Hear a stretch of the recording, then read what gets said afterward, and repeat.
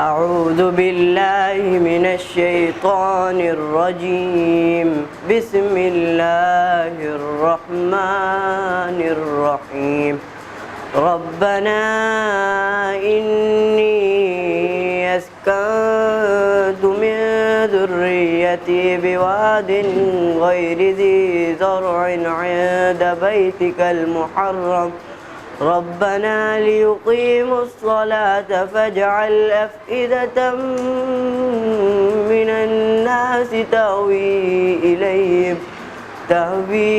इलैहिम वरज़ुक़हुम मिनस्समराति लअल्लहुम यशकुरून रब्बना इन्नक तअलमु मा नुख़्फ़ी वमा नुअलिन वमा यख़्फ़ा अलल्लाहि मिन शैइन फ़िल अर्ज़ि वला फ़िस समा अल्हम्दुलिल्लाहिल्लज़ी वहब ली अलल किबरि इस्माईल व इसहाक़ इन्न रब्बी लसमीउद दुआ रब्बि जअलनी मुक़ीमस्सलाति व मिन ज़ुर्रिय्यती रब्बना व तक़ब्बल दुआ रब्बना इग़फ़िर ली व लिवालिदैय व लिलमुअ्मिनीन यौम यक़ूमुल हिसाब। अल्लाह के नाम से शुरू करती हूँ और निहायत मेहरबान और रहम करने वाला है।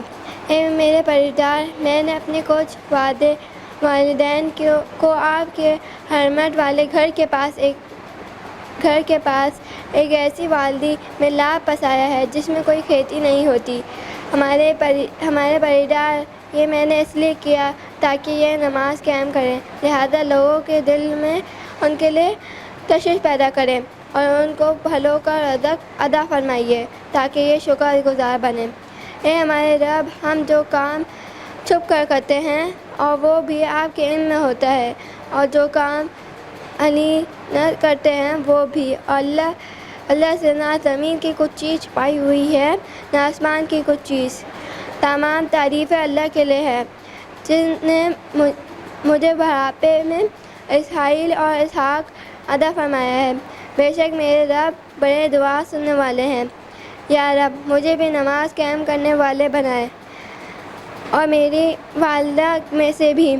ए मेरे परवरदिगार, और मेरी दुआ कबूल फरमाइए। ए मेरे परवरदिगार, जिस दिन हिसाब कायम होगा उस दिन मेरी मग़फ़िरत फरमाइए। ए मेरे वालिदैन की भी और उन सब की भी जो ईमान रखते हैं। मोहम्मद का रोज़ा करीब आ रहा है, बुलंदी पे अपना नसीब आ रहा है। फरिश्तों ये दे दो पैगाम उनको, खबर जाके दे दो उनको। फरिश्तों के खादिम तुम्हारा सईद आ रहा है कि खादिम तुम्हारा सईद आ रहा है। मदीना मदीना मदीना मदीना बड़ा लुत्फ़ देता है नामे मदीना। वफ़ा तुम न देखोगे हरगिज़ किसी में, ज़माना वो ऐसा करीब आ रहा है। हिफाजत करो अपने ईमान दिल की, ज़माना वो ऐसा अजीब आ रहा है। चलो जा के रहना मदीने में, अब तो क़यामत का मंज़र करीब आ रहा है। मदीना मदीना मदीना मदीना बड़ा लुत्फ़ देता है नामे मदीना। अच्छा, उस जगह के बारे में सिर्फ नहीं लगता, उसकी हिस्ट्री और उसके बारे में कुछ। अच्छा ठीक है माशाल्लाह। और फिर वो जो सीख के फिर उसको अपनी ज़िंदगी में अमल लाने का भी इरादा करते हैं ना। शाबाश, वेरी गुड। ठीक है जी, मैं ये पढ़ लूँ एक सफ़रनामा, ठीक है। बाकी साथी जिनका है तो बताइए। ये नूरुद्दा कौन है?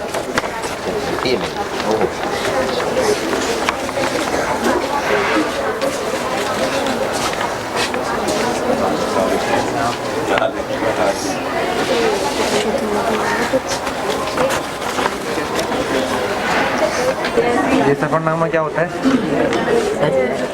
सफ़र के बारे में, सफ़र में कहीं जाते हैं तो उसके बाद आपका सफ़रनामा लिखते हैं। जैसे आपने किसी जगह सफ़र किया तो आप उसका सफ़रनामा लिखते हैं, तो आपके पास।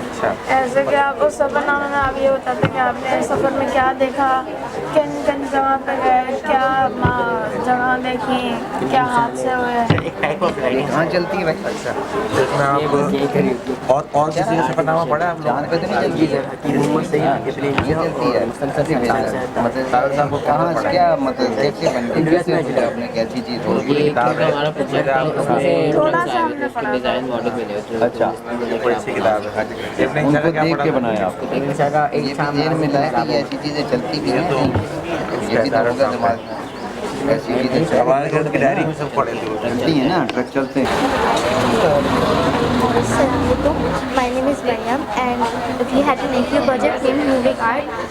We had to make art in it. So I will tell you about how art is used to display culture in Pakistan. As the painter Shaukat Mahmood says, work on the project of using truck art to display messages made me happy. It made the girls and the teachers happy.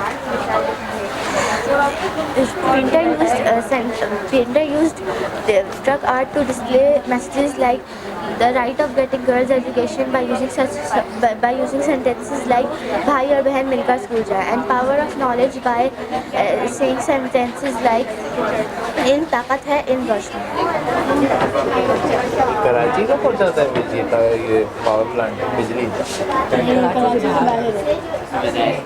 बिजली आती है कराची में ही पहुँचाता है। कराची तक आती है। लिखा हुआ है कौन है? इब्राहिम कौन है? 29 है और 69 ये मिला हुआ है लेकिन ये वाली लाइन नहीं मिली। अच्छा, तो आपने ये पैटर्न को देख के कि आपके पास ये वाली वैल्यू है, ये वाली वैल्यू है, हाँ। आप इन दोनों नंबर्स को देख के आपको खुद ही फाइंड आउट करना होता है कि इसका रूल है क्या, जो है इसके स्केनारियो के अंदर डिवाइड बाय। ठीक है, तो ये बेसिक चीज़ें हैं। इसका मैंने एग्जांपल मैंने एक दो दिन पहले भी दिया था कि समझेंगे आपकी सैलरी है अच्छा, और जो बोनस है, स्टैंडर्ड बोनस जो आपकी कंपनी में वो है 11। तो आपकी करंट सैलरी जो है आप उसमें 11 करेंगे तो फिर आपका टोटल जो आपको पैसे मिल रहे हैं उस महीने के वो इतने मिल रहे हैं। अच्छा, मतलब इस तरह इजी हो जाता है कैलकुलेट करना आपके लिए। अच्छा, ये सर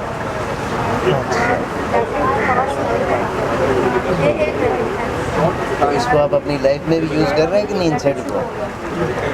अगर आपने अंडे खरीदना है या बन के पैकेट खरीदना है, अच्छा, एक बन के पैकेट नॉर्मली 4 बन होते हैं, ठीक है। तो आपने तो ये तो ये हिसाब किताब दुनिया वाला हो गया ना। और कुछ चीज़ें दीन के हिसाब से भी तो होती हैं ना, उनका भी तो हिसाब रखना पड़ता है ना, उसको भी तो होता है ना कि मैं आज इतनी नेकी कर रहा हूँ फिर उसको मैं मल्टीप्लाई करूँ, आपने वो नेकी मेरियाँ बढ़ जाएँ। आपने इतने कुरान खरीदना है, आपके पैसे इतने लगना है। हाँ, ठीक है। अब एक और चीज़ आ गई है उसके अंदर, वो ये है कि मुझे हिस्टोरिकली जितना डेटा आपके पास इकट्ठा होता चला जाता है, ज़्यादा बता रहा हूँ आपसे, क्या ज़्यादा बता रहा हूँ। अच्छा, तो ज़्यादा जब डेटा ज़्यादा इकट्ठा होता चले जाता है तो अब एक और चीज़ आती है, उसको हम कहते हैं आर्टिफिशियल इंटेलिजेंस। उसके बेसिस के ऊपर आपको प्रिडिक्ट भी कर देगा कि क्या होने वाला है इसमें। इतनी ज़बरदस्त चीज़ आप लोग करवा रही हैं। Very good work, wonderful thinking, good work. इसको यूज़ करती है कि उनके जो आर्टिलरी है वो कहाँ पर जाकर गिरेगी और दुश्मन की कहाँ पर आएगी। कैसे मुझे क्या पता है, आप आदमी से पूछे ना। तो आप बता रहे हैं ना, मतलब ये होने वाला है। अरे वो लोग जो है क्वाड्रेटिक एक्सप्रेशन के ज़रिए उनका एक सीक्रेट फार्मूला होता है, वो फार्मूले के ज़रिए ना वो लोग एक एक्सप्रेशन बनाते हैं। जब वो लोग उस एक्सप्रेशन को सॉल्व करते हैं ना तो उनके पास एक जगह के एग्जैक्ट कोऑर्डिनेट्स आ जाते हैं। तो उस कोऑर्डिनेट्स का मतलब है कि उनकी आर्टिलरी वहाँ जाकर गिरेगी तो दुश्मनों को ये होगा वो होगा वो।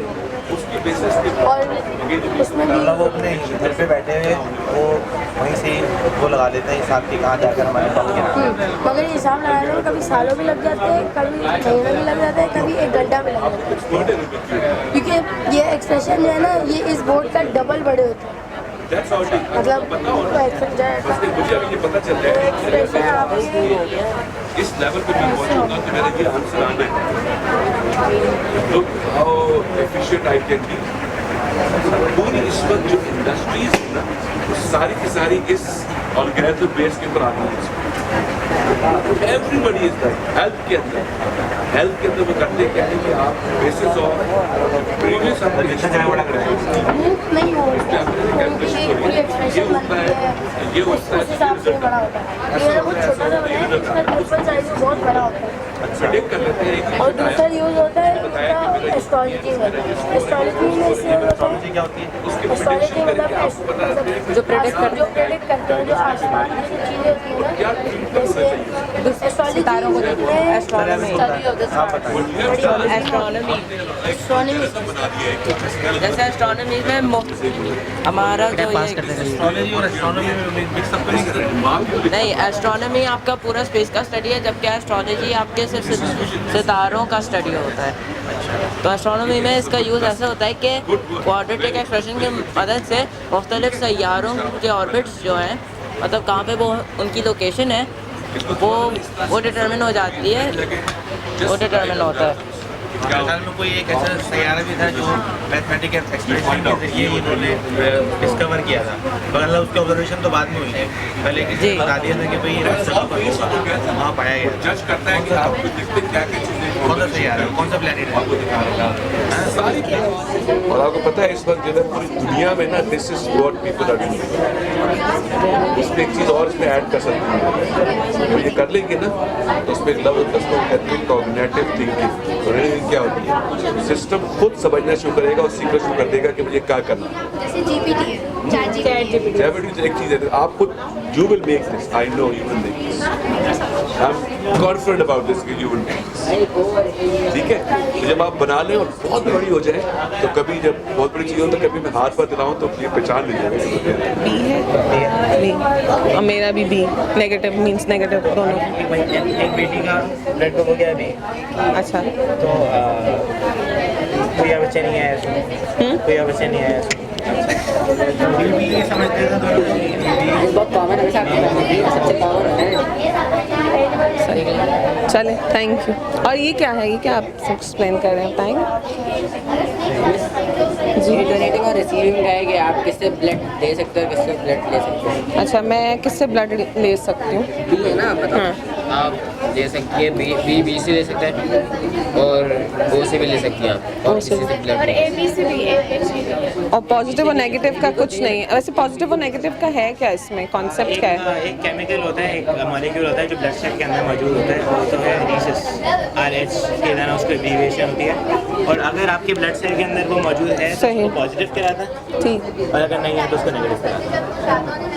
ठीक। और मैं डोनेट कैसे कर सकती हूँ? डोनेट आप, अगर आपका ब्लड टाइप बी है तो आप ए बी ब्लड टाइप्स को डोनेट कर सकते हैं और बी ब्लड टाइप।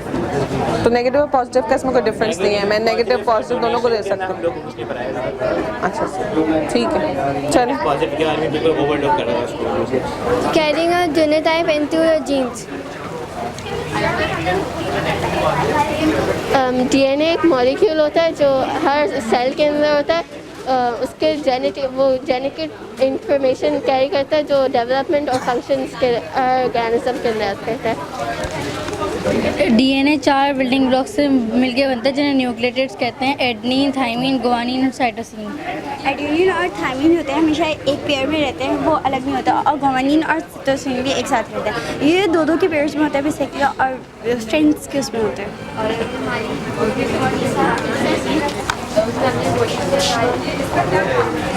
उसमें हमने रोबोटिक्स के बारे में पढ़ा था, और जैसे इंसान को जिंदा रहने के लिए एनर्जी और खाना पानी की ज़रूरत होती है, ऐसे रोबोट को चलने के लिए EV3 की ज़रूरत होती है, जिसमें वो सारी प्रोग्रामिंग वगैरह सेफ हो जाती है, और फिर वो हमारे इंस्ट्रक्शन के मुताबिक चलता है। इसका नाम EV3।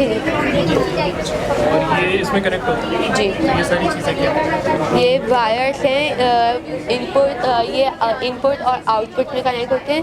इनपुट में ABCD होता है और आउटपुट में 1 2 3 4 होता है। ये और ये आउटपुट जी। और ये कंपोनेंट्स हैं, ये किस लिए हम लगा रहे हैं? ये कंपोनेंट्स क्यों लगा रहे हैं इतने सारे? ताकि वो कनेक्ट हो जाए सही से और वो जैसे चल सके। प्रोग्रामिंग कैसे करते हैं? प्रोग्रामिंग हम लोग उससे कंप्यूटर से करते हैं। प्रोग्रामिंग सारी प्रोग्रामिंग कंप्यूटर से करते हैं कि जैसे वो जैसे अगर उसको सीधा चलाना है तो कितनी सेकंड्स पर वो कितना चलेगा, अगर वो टर्न करवाना है फिर वो सारा काम आप जी। और कोई चीज़ जिसके बारे में मुझे पता होगी? अभी तो स्टार्टिंग है। मैं आपको बताऊँगी डिकम्पोजर्स के बारे में। डिकम्पोजर्स जो मरे हुए प्लांट्स और एनिमल्स को ना डिकम्पोज करते हैं और फिर उनको हेल्प करते हैं ग्रो करते। और ये फर्टिलाइज़र की तरह भी होता है और फिर जो इसकी चेन होती है वापस से शुरू हो जाती है, वापस से फर्टिलाइजर वगैरह शुरू होते हैं वहीं आ जाते हैं। मरियम आप बताइए कि फूड चेन इम्पॉर्टेंट है। फूड चेन इसलिए इम्पॉर्टेंट होती है क्योंकि वो हमें बताते हैं कि एक ऑर्गेनिज्म दूसरे ऑर्गेनिज्म पे किस तरह डिपेंडेंट होता है अपनी नीड्स के ऊपर। जैसे कि ग्रासहॉपर जो होता है वो प्लांट्स में डिपेंडेंट होता है और इस तरह ये फूड चेन हमें ये भी बताती है कि अगर इसमें से कोई सी भी एक चीज़ चली जाएगी या निकल जाएगी या ख़त्म हो जाएगी तो उससे पूरा फूड चेन या पूरा इकोसिस्टम खराब हो जाएगा। जो कंज्यूमर्स है ना, ये सारे क्या है, ये लोग ना एक दूसरे पर डिपेंडेंट है सिर्फ फूड के लिए। इनको फूड के लिए डिपेंडेंट होता है और किसी चीज़ के लिए डिपेंडेंट नहीं होता।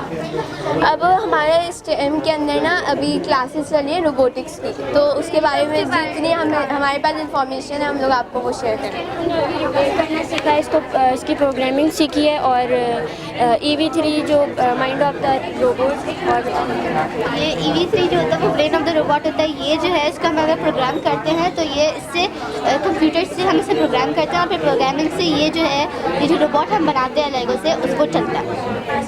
इसके दो पोर्ट्स होते हैं, एक इनपुट होता है एक आउटपुट होता है। इनपुट में 4 पोर्ट होते हैं, 1 2 3, आउटपुट में 4 पोर्ट होते हैं 1 2 3 4, और इनपुट में भी 4 पोर्ट्स ही होते हैं ABCD। हम इसको अटैच करते हैं, फिर हम इसे कंप्यूटर से लिंक करते हैं USB के जरिए और फिर उसे वो करते हैं प्रोग्राम करके इसे चलाते हैं। इसको प्रोग्राम मतलब ट्रांसफ़र करने के लिए अगर आप अपनी मर्जी से चलाना चाहते हैं, एक ब्लूटूथ, वाईफाई और USB, ये 3 चीज़ें होती हैं जिससे आप ना इसको अपनी मर्जी से चला सकते हैं। हमने ब्लूटूथ से सीखा है कि हमारे पास वायर होती है, हम उसको PC से कनेक्ट करते हैं और इधर तार से कनेक्ट कर दीजिए, तो फिर जो भी हम लोग अपने पास इसको चला सकते हैं, जो भी इन्फॉर्मेशन हम इसके अंदर डालते हैं। और अगर इसकी वायरिंग आगे पीछे हो जाए तो फिर जैसे कहते हैं कि इंसान के जब दिमाग डिफरेंट हो जाता है तो फिर दिमाग पागल हो जाता है, तो फिर इस तरह ये भी पागल है। ठीक से ऑपरेट फिर ये अपनी मर्जी से चलती है। जैसे लायंस, लेपर्ड, ये सारे हैं हम लोग अभी हम लोग फाइनल कंज्यूमर्स वो कंज्यूमर्स होते हैं जिन्होंने जो दोनों चीज़ें खाते हैं। जो आखिरी फूड चेन जो है ना उसको खाते हैं, बट वो सिर्फ ह्यूमंस है, तो फूड चेन में वो ह्यूमंस को नहीं मिला क्योंकि ये वाइल्ड एनिमल्स भी भूखे होंगे, तो वो लोग ना प्राइमरी कंज्यूमर्स को कंज्यूम कर लेते हैं। उनको मांस से सब कुछ खाया जाता है, फिर जब उनको खाया जाता है तो उनकी बची हुई बॉडी जो है वो भी डिकम्पोज हो जाती है, फिर वही सेम प्रोसेस पूरा शुरू हो जाता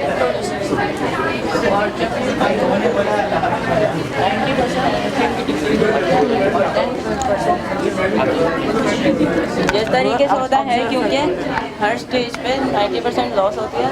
क्यों? क्योंकि इन 3 तरीक़ों से। पहला तो ये होता है कि यूजुअली जब जैसे मसलन इन्होंने गोट बोला था, यूजुअली जब गोट रात में सोता है तो उस वक्त रेस्पिरेशन हो रहा होता है या जब मूवमेंट चल रही होती है, जब भाग रहा होता है तो हीट निकलती है, स्वेट, तो इस फॉर्म में एनर्जी लॉस हो जाता है।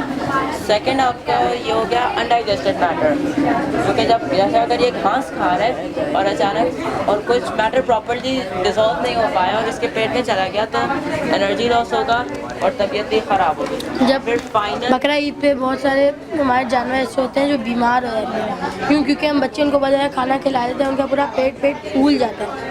इसलिए होता है क्योंकि बकरे जो है ना, बकरे और ये जो नॉर्मल एनिमल्स होते हैं, जो वाइल्ड एनिमल्स होते हैं, इनको ना उतनी अकल नहीं होती कि इनको कितना खाना है। इनको जितना खाना दिखता है ये उतना खा लेते हैं, मगर कुछ वाइल्ड एनिमल्स ऐसे होते हैं जैसे स्नेक्स, टाइगर्स, लेपर्ड्स और लायंस, ये 4 वो हैं जो इनको इनको पता है कि इनको कितना खाना है, कब खाना है और क्या खाना है। जो हमारे नॉर्मल कंज्यूमर्स होते हैं ना, तो इनको तो नहीं पता होता, हमारे प्राइमरी कंज्यूमर्स को नहीं पता होता, क्योंकि उनके पास उतनी अकल होती है बट वो यूज़ नहीं करती, सब नहीं करते। हम बच्चे एक्सक्रीटरी प्रोडक्ट्स हो गए जैसे वेस्ट, क्योंकि जब अपना यूजली जब अपना वेस्ट कर रहा होता है तो उसका जो मैन्योर है उसके साथ साथ ही एनर्जी निकल जाता है। आज ये बताओ how can we use this you know make our nutrition better. हमें पता है कि एनर्जी लॉस होती है और हम लोग ये एनर्जी लॉस जो है ये बहुत ज़्यादा ज़रूरी है। अगर ये एनर्जी हमारी लॉस नहीं होगी तो ये अर्थ जो है ये 2 hours 7 seconds में पूरा ख़त्म हो जाएगा। ठीक है, अगर आपकी एनर्जी लॉस होगी तो आप कुछ खाएंगे, आप कुछ पिएंगे, आप अपने आप को एनर्जेटिक करेंगे। ठीक है, अगर आपने ऐसा नहीं किया तो क्या होगा, अगर तबीयत ख़राब होगी देयर कैन बी चांसेस कि आप मर जाए। जो डायबिटिक के मरीज़ होते हैं उनको तो हो जाता है बहुत ज़्यादा। इसीलिए ये जो फूड चेन है, हम लोग हैं finally consumers, humans are the final consumers, क्योंकि हम लोग प्रोड्यूसर्स को भी खाते हैं, हम लोग प्राइमरी कंज्यूमर्स को भी खाते हैं और हम लोग हमारे सेकेंडरी कंज्यूमर्स को भी खाते हैं। इसमें से तीनों में से किसको ज़्यादा खाना चाहिए और ये जो है वो हमें मैक्सिमम एनर्जी मिले और एनर्जी चेन में जो है वो कम final consumers. Brain of the robot हम करते ही हैं कि इसको जो है, इसकी जो तार है उसको हम कंप्यूटर से कनेक्ट करते हैं, सॉफ्टवेयर से, फिर हम उसमें प्रोग्राम डालते हैं कि इतनी ये पावर से चले, इतने सेकंड में, इतने सेकंड के लिए चले, तो ये उसका टास्क होता है और फिर ये उसके हिसाब से चलता है। मतलब आपका कहने का ये जो है, ये रोबोट जो है ये इसका मोहताज है। जी है, उसका इसके बगैर ये इसके बगैर नहीं चल सकता। तो जो देखें इतनी बड़ी कायनात अल्लाह ने बनाई है तो वो भी तो मोहताज है ना किसी की। जी है, इसकी मोहताज है वो अल्लाह की मोहताज, अल्लाह की मोहताज। सारी कायनात अल्लाह की मोहताज है, अल्लाह के हुक्म से चलती है। जैसे ये मशीन के लिए ये ज़रूरी है ना, जी जी, इसलिए हमारे लिए अल्लाह के हुक्म ज़रूरी है। जैसे अल्लाह पाक के हुक्म आते हैं हम वैसे ज़िंदगी गुजारेंगे, हमारा दिमाग भी चलेगा। ठीक है ना, देखो बोलने की सलाहियत किसने दी हुई है? अल्लाह पाक ने दी है ना। अब देखो जुबान बोल रही है ना, मेरी जुबान अल्लाह के हुक्म और अल्लाह के इरादे से बोल रही है। ठीक है, अब जुबान तो गूंगे के बाद भी इसका दिमाग है जी, ये सारी मशीन इस दिमाग से चलेगी। ठीक है, और हमारी जो जिस्म की मशीन है ना वो अल्लाह के हुक्म से चलेगी। ठीक हो क्या? तो हमने इस बात को भी ध्यान में रखना कि ज़िंदगी में भी जो काम करना है ना उसमें हम अल्लाह के हुक्म के मोहताज हैं। ठीक है ना जी, करेंगे ना, ये चीज़ भी ध्यान में रखेंगे जी जी। सिर्फ मशीन की तरह नहीं, हम लोग इंसान है, मशीन नहीं है, ऐसा है ना। हाँ, मशीन जो है फिर इसकी मोहताज है। Nursafa Ilahi and I am O-Levels coordinator and I welcome you all for MEES PID. I hope you all have enjoyed our maths, STEM and STEM presentations and Urdu and English displays. So now we are going to proceed proceed the rest of the program. First of all, I would like to honor my guest of honor, Qutb Sahab, Sayyid Qutb Sahab. Now Ms. Sara will introduce you about him. अस्सलाम वालेकुम। बहुत बहुत शुक्रिया वालिदैन, आप सबकी आमद का कि आप लोगों ने वक्त निकाला हमारे आज के इवेंट के लिए। आप लोगों की मौजूदगी जितनी हमारे लिए बाइस राहत और मुसर्रत है, उससे कहीं ज़्यादा इन दमकते चमकते चेहरों और रौनक भरी आँखों के लिए है जो हमारी औलाद है, और ये आपके मुंतज़र रहते हैं आपकी आमद के, आपके तासुरात के और आपकी मौजूदगी के। बहुत शुक्रिया आप लोगों के सबके यहाँ आने का। जज़ाकल्लाह। आज हमारे साथ जो शख्सियत मेहमान ख़ुसूसी के तौर पे मौजूद हैं, इनसे हमारा बड़ा गहरा ताल्लुक़ है और वो ताल्लुक़ मैं अभी आपको थोड़ी देर में बतलाती हूँ। इससे पहले इनका एक फॉर्मल इंट्रोडक्शन आपके पेश खिदमत है। Syed Qutb Ahmad Sahab has a background of over 20 years in marketing, developing and implementing 200 plus financial industry projects and worked for major international corporates, stock market brokerage businesses, asset management companies and commercial banks. Some of them are Jahangir Siddiqui, Bank Al Falah, Standard Chartered Bank, BMA, Capital, First Capital, Atlas Investment Bank, ABM Co. and Mizan Bank Limited. And he has in-depth knowledge of capital markets, client requirements, and marketing strategies. So this was a bit of his formal introduction.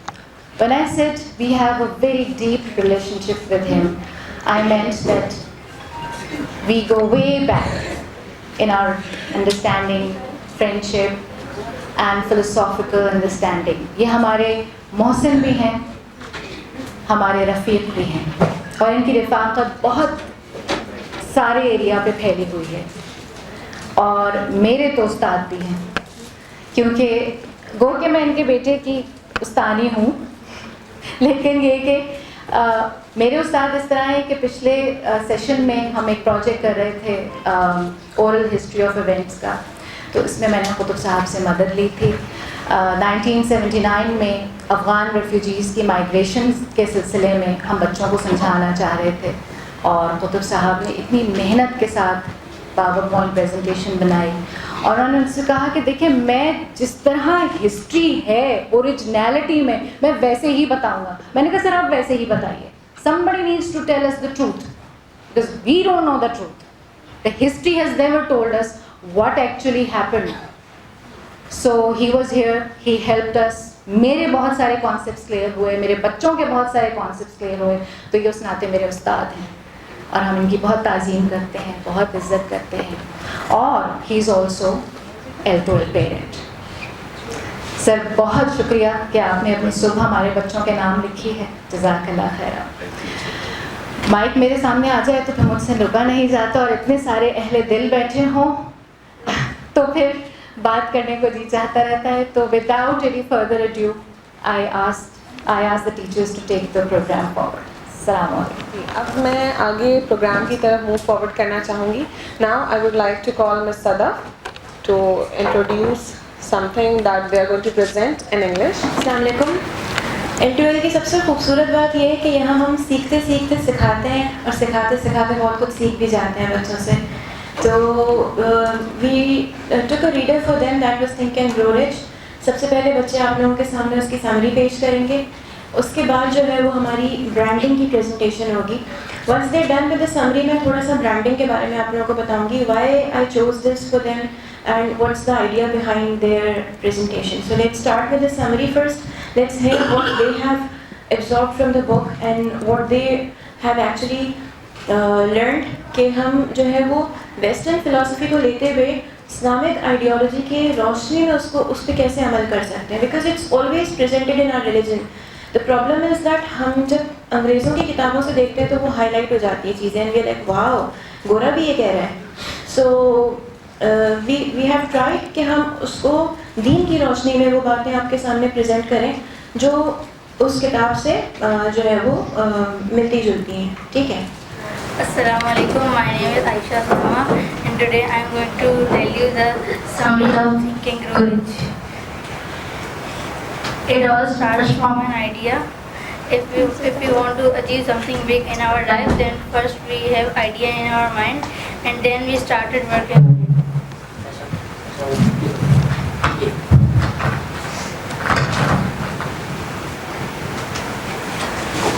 We should always visualize our dreams, and we should think about our dreams, and we should feed our dreams regularly. We should always think about our dreams, and we should seek help from Allah, because nothing can happen without the help of Allah.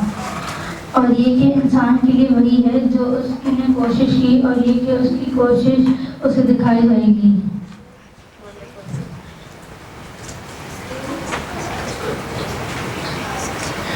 Then there is a success. First, we should have faith in ourselves. We should believe in ourselves. Then we should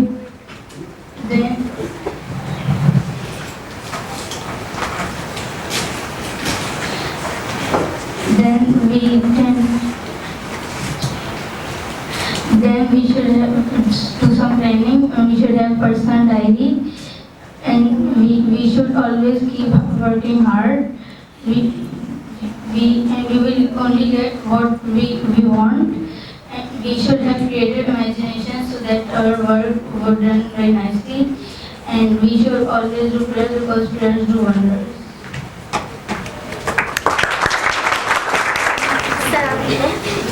Today I will be presenting the summary of Think and Grow Rich. There are 6 steps. We have been currently reading this book in this semester, and we learned many new things from this. I will be presenting 6 steps to success if you want to achieve your goal. Number 1, you should love your goal and focus on it to get it done. Number 2, you should have absolute faith in yourself and believe in yourself and remember that you can always do it. Number 3, talk to yourself. Talk to yourself and make yourself confident that you can achieve this goal. 4, specialize in narrowing down your goals to complete your task more easily. Number 5, imagine yourself that you have completed this goal. And number 6, plan and make a plan. Work on the plan so you can achieve your goal. Thank you. Assalamualaikum. My name is Rajan and I am from class 8. Today I will present to you the summary of Think and Grow Rich. We are currently reading this book and we have learned up so far about 3 chapters in Think and Grow Rich. The first chapter of Think and Grow Rich is the power of thought. At the start of in this entire book, it is a type of series about a tramp man called Edward C. Barnes. He was planning to be with Edison in a partnership, and he was thinking of only the advantages. He never ever thought of saying things like, if it doesn't work, I won't work, I'll go somewhere else. No, he had just one aim, and that was to be with Edison. The second chapter is about desires. Desires now is a main step in achieving aims. Barnes had just one desire, which was to be with Edison one way or the next. He even achieved this desire when Edison needed someone to sell his new invention, which many of his employees thought might be impossible, but Barnes grabbed this opportunity and eventually became successfully rich, earning about $2 to $3 million per day. It also speaks about a great general who had just one desire, which was to conquer the enemy and not retreat. The final chapter is about faith. Now, most of us have heard that do not lose faith, keep hope. So what exactly is this faith? It's a type of metaphor which is being used to tell us that we should just stay persistent and do not and just make sure we get this job done one way or the next, and we should not fall back. Thank you. Assalamualaikum. This is our branding project, Harako. Harako is a marketplace and monitoring app for plants. Using our app, you can order from a wide range of products, including fertilizers, seeds, and ready-made plants.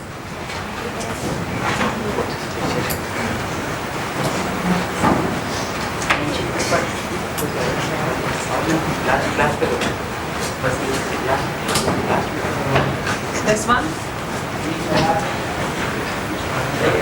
Using our state-of-the-art monitoring system, you can check up on your plant's health by taking a picture of it.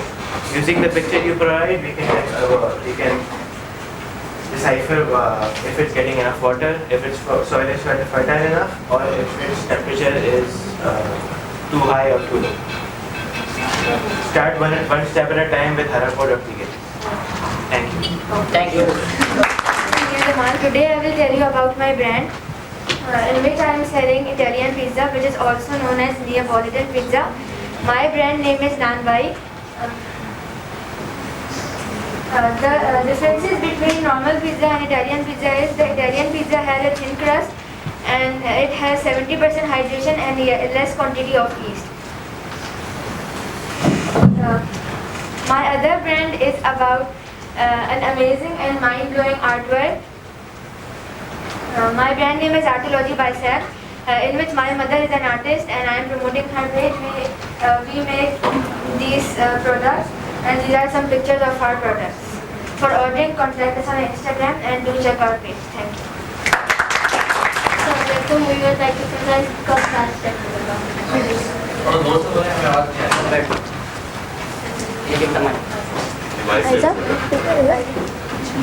So, we would like to present class step.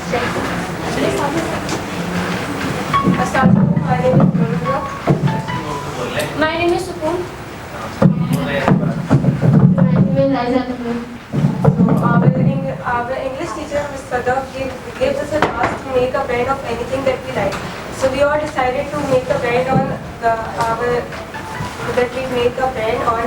gum chewing gum, which is very interesting and unique. You might be wondering why we named our product Gum Plastic. It's because our product is so mind-blowing and fantastic that it's got its name by its amazing flavors and taste. So we have many flavors such as the berry berry, which tastes like an explosion of delicious berries in your mouth, and summertime, which has the most refreshing taste, perfect for sensitive. Some of the things we have included in our product is it has 3 flavors in one. It's very long lasting and healthy too. Our product is very organic and we don't use any preservatives in it. And on the plus side, it never dries out. Very cool and fantastic fact about our gum is that we use time essence to change the flavor every 5 minutes. And it's not only for kids, it's also for you to enjoy. Besides, who would like a flavor changing, color changing, ooey sticky, yummy treat in their mouth. Thank you so much. Thank you. अस्सलामुअलैकुम, मेरा नाम Abdurrahman है। ये हमने project बनाया फ्लैटोग्राफी, हमारा brand था जो हमें मिस सदफ ने दिया था। हमने प्रोडक्ट्स बनाए अपने, जैसे हम किसी भी फ़ोटो खींच सकते हैं। मेरा काम है कि मैं फ़ोटो खींच के और उसकी वीडियो एडिट करके आपको दिखा सकूँ। आगे हमारा फ्रंट पेज है, इस पर पहले हमारे से सर्विसेज लिखी हुई और ये फ्लाइटोग्राफर है। इस पर इसकी टैग लाइन है capturing the beauty of your journey. बाकी नीचे हमारा कॉन्टैक्ट दिया हुआ है, जिसमें हमारा इंस्टाग्राम पेज से लेके नंबर भी है।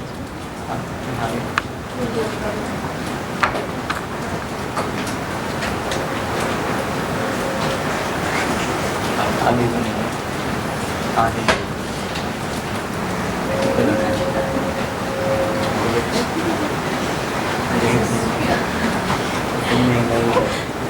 बताऊँ, इसमें हमारे प्रोडक्ट की प्राइसेस लिखी हुई हैं, लेकिन आपको हम डिस्काउंट देंगे क्योंकि ये बहुत ज़्यादा है। ये हमारे उससे ज़्यादा ही होंगे, लेकिन आपको डिस्काउंट मिलेगा क्योंकि आप लोग नए हैं इसी के लिए।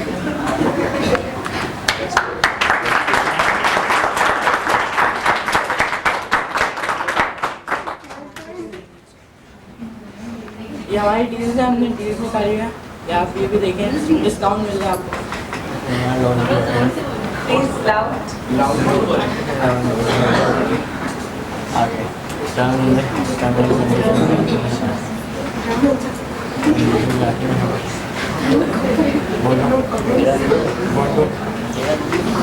हमारी टर्म्स एंड कंडीशन है, इसमें 2 कंडीशन है, इसमें करेंगे फिर वरना पे हम काम नहीं करेंगे। इसमें बी कोऑपरेटिव और नो कमेंट्स। आगे बोल रही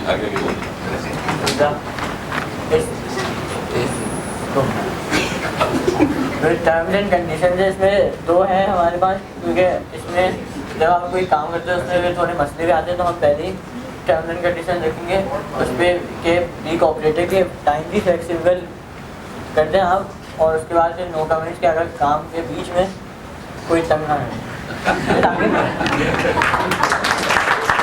Assalamualaikum, my name is Ali Mehdi and today I will tell you about my brand. And my brand name is Shark Registers. So we make registers. So now I will tell you about my products. So these are our products. First we have spiral registers. Spiral registers are for students or the students who are in college, universities. It's convenient for them, they can use them. And second we have office registers. In office registers they are for the people who are in the corporate world. And now we have formal registers. In formal registers, it are normal register, anyone can use it. So now I will tell you about the prices. The price of spiral register is 200, the price of office register is 300, and the price of formal register is 350. Thank you. अस्सलाम वालेकुम, मेरा नाम हमाद अमान है और मैं डूमी रबिया से हूँ, class 8 से। ये प्रोजेक्ट हम लोगों को हमारी एक बहुत अच्छी मिस की तरफ से मिला है, जिनका नाम मिस सदफ है।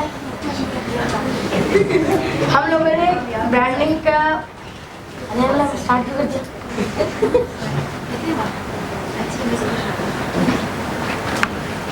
हम लोगों ने एक चीज़ सोची कि यहाँ पर बहुत सारी शॉप्स हैं जो मतलब आपकी मर्ज़ी का केक नहीं देती। जैसे आपको अर्जेंट में चाहिए, आपको 5 मिनट्स में केक चाहिए, मगर वो केक आपको आपकी मर्ज़ी का केक चाहिए। बहुत सारे लोग हैं उनकी मर्ज़ी का चाहिए होता है मगर नहीं मिलता। उनकी मर्ज़ी की टॉपिंग, उनकी मर्ज़ी का कलर, उनकी मर्ज़ी का anything, means topping, anything, size, flavours, size, anything. बहुत सारी चीज़ें ऐसी होती हैं जो उनको नहीं मिलती जो वो चाहते हैं।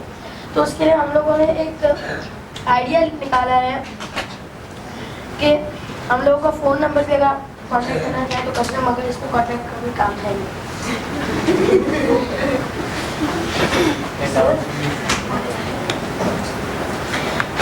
तो हम लोगों ने इसका एक आइडिया निकाला है। हमारे जो केक्स हैं वो हम लोगों की वेंडिंग मशीन में उसी वक्त बनते हैं। कोई भी बंदा खुद नहीं बना रहा होता केक्स।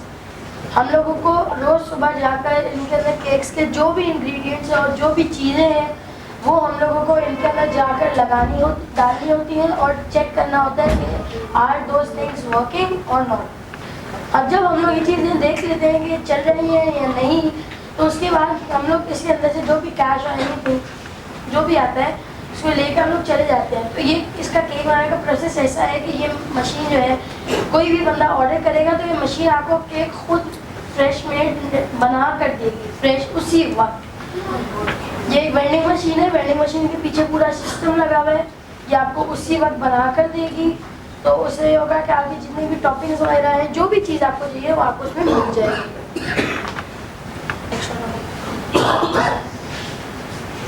अभी हम लोगों की वेंडिंग मशीन में 3 फ्लेवर्स जो हैं वो अवेलेबल हैं।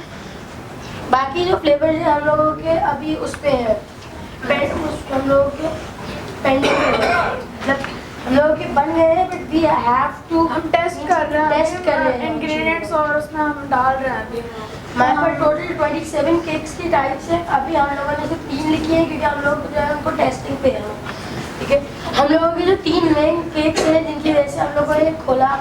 रेड वेलवेट केक जो है वो अलग अलग साइज में और अपनी मर्जी के तरीके से नहीं मिलता। 3 हमारे पास वो ऐसे केक्स हैं जिनके नाम आपने मुश्किल से ही सुने होंगे। रेड वेलवेट का सुना होगा, बट बाकी 2 चॉकलेट फज केक है और कॉफ़ी केक शाउटी है। ये वो केक्स हैं जो केक्स पाकिस्तान में बहुत कम मिलते हैं और ये केक्स हमारे यहाँ लोगों को बहुत ज़्यादा पसंद है, बट ये केक बहुत देर लगती है इनको बनने में।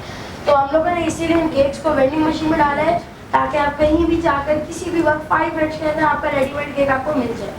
हम लोगों की प्राइस हमारे इसमें जो यहाँ प्राइसेस हैं, हमारे पहला आता स्मॉल, मीडियम, फिर लार्ज आता है। हमारा स्मॉल है वो एक डिब्बा या एक केक जो है वो 360 रुपीज़ का है। उसके बाद जो दूसरा मीडियम वाला है वो 750 का है और जो लार्ज है वो 1250 का है।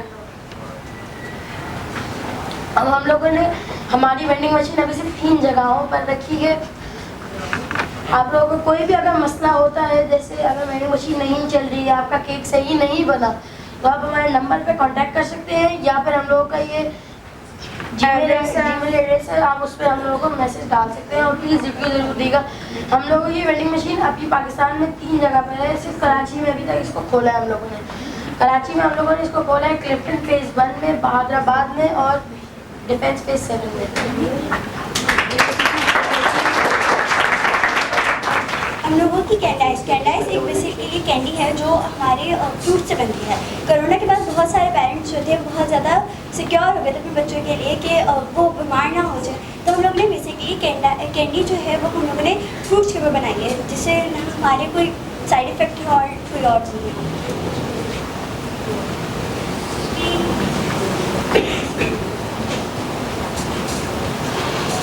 Our candies are made up of no artificial colors or flavors and obviously no side effects.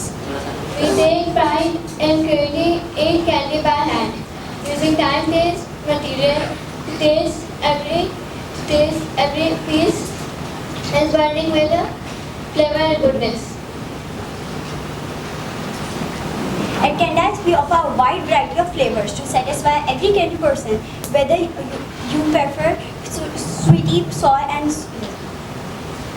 fruity. Thank you. Come to hot cross talk. We in this era of teach and gadgets, we are overwhelmed with information and knowledge. AI, the artificial intelligence, has been our go-to talk these days. Our classmates will now come and present their debates on the topic. From chatbots to ChatGPT, AI has increased human dependency or it has increased human efficiency. So the children will now present some debates on either AI, artificial intelligence, has it made us more dependent or has it made us more efficient? After listening to their debates, I would want you to judge them कि आपको किसने कायल किया, किसकी debate ने जो है वो आपको कायल किया कि बाकी एआई ने हमें मोहताज बना दिया या एआई ने हमें और ज़्यादा काबिल बना दिया. So do listen to all these debates and do give your judgments. Thank you. Let's hear our first candidate, Hamad, who will speak on the topic. अस्सलाम वालेकुम, मेरा नाम हमाद रहमान है और मैं रूमी रबिया से हूँ. आज मैं आप लोगों को एक स्पीच सुनाऊंगा. हो सकता है वो स्पीच थोड़ी गलत हो, जो आप लोगों को सही लगे आप प्लीज़ उसका रिव्यू ज़रूर दीजिएगा. बहुत सारे लोगों को ऐसा लगता है कि जब से इंटरनेट आया है और मोबाइल आया है हम लोग उसका मिसयूज़ करने लगे हैं, मगर असल चीज़ तो ये है कि हम लोग उनके लिए डिपेंडेंट नहीं है, हम लोग उनके लिए एफिशिएंट हो गए हैं. हम ही लोग हैं जिन्होंने एआई को बनाया, हम ही लोग हैं जिन्होंने चैट जीपीटी की वो की डिस्कवरी की, हम ही वो थे और हम ही उसके फाउंडर्स हैं.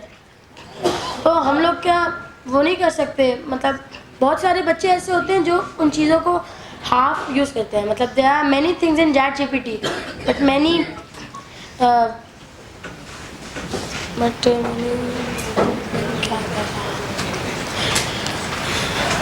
humans have issues. Like ChatGPT is the thing that we can find any information like in seconds. I would like to give you an example. And if a scholar needs to find a verse or a hadith, and there are 100 books of this, and he is only having 1 hour, how can he find these informations in 1 hour? So I think we humans have did it easy for ourselves, because AI tells us the verse or the information we need in seconds. We are the one who made this, and I think human efficiency is increased because humans are the one who made them, and we have made them for ourselves. We are having many queries and many answers that we could not get in seconds. But AI gives us the answers in seconds. Yes, I know that there are many people who misuse for the AI, like आलस. बहुत सारे लोग होते हैं जो आलसी हो जाते हैं कि AI is giving us the answers. Like there are some students, according to me, like teachers give homeworks or anything or any essay to write. We try to copy it from the chat GPT. I did it one time. Many students misuse it, but there are many uses of it. The people who need to start their branding or anything, they need the answer. What can we do? Like I needed the answer that what can I choose in O-levels. I got the answer from Chat GPT. She told me or he told me. I don't know who is it. Thank you. Assalamu alaikum, my name is Ali Mehdi, and today I will tell you about how human dependency has increased on artificial intelligence. First of all, I would like to tell you that people are becoming lazy. So if they see a thing or anything or they are curious about it, they go on ChatGPT and search about it. Their brains are not working. They are only seeing ChatGPT what is saying and they are applying what is saying. And they don't know the consequences of it. And if you see in the Western world or in the US, the students has completed their 1 year syllabus with the help of ChatGPT. And second of all, I would like to tell you about that we are becoming robots. That we always follow artificial intelligence or ChatGPT or whatever is saying, and we don't know the consequences, what will happen. And I would like to tell you a statement from Elon Musk. He said a few years ago that artificial intelligence will be really dangerous for the world. And if you have seen a video 1 or 2 years ago, that in America they made a robot and it said, I want to rule the human dependency, I want to increase the human dependency on artificial intelligence, and we robots will rule the world. Thank you. Well done. Now I would like to call Mariam to speak on the topic. Assalamu alaikum. Today I am going to be arguing on the topic that ChatGPT is increasing human efficiency. ChatGPT is a powerful language model which that has numerous advantages. Firstly, it uses language that is easy and understandable to the user. Secondly, ChatGPT is constantly growing, which allows it to continually improve its understanding of language and generate efficient responses. Thirdly, ChatGPT is available 24/7, which means the user can use ChatGPT anytime, anywhere. Lastly, ChatGPT is user-friendly and easy to add to existing platforms. This helps businesses that can quickly set up with ChatGPT and start reaping its benefits. AI can help by automating repetitive tasks and reduce errors. It saves time and helps doing work faster. For example, AI-powered chatbots can provide quick yet efficient customer service, freeing human employees to focus on more complex tasks. Thank you. Assalamu alaikum, my name is Abhiya Iftkhar, and today I want to talk about ChatGPT, human dependency is increased. Dear ladies and gentlemen, today I want to talk about the new AI project, ChatGPT. In the past 10 years, technology has changed a lot from when no machine could reliably provide language or image. So many people think that it made human efficient, and so many things defending it. But today I want to talk about the circumstances that humans have to face if they will rely on it.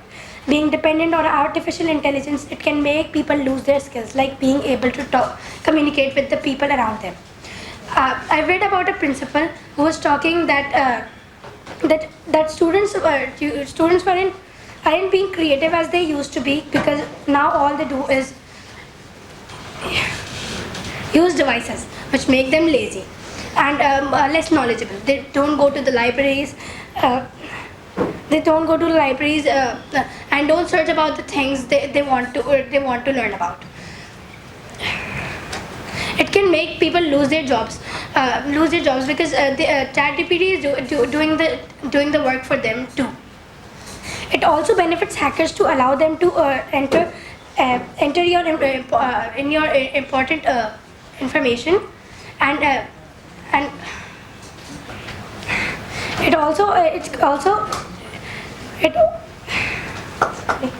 invention can also give multiple benefits to hackers and allow them to access important information too. The choice at the end is yours. Be dependent on AI or rely on a robot. Thank you so much. Dear parents, student and respected teacher, Assalamu alaikum. Today I am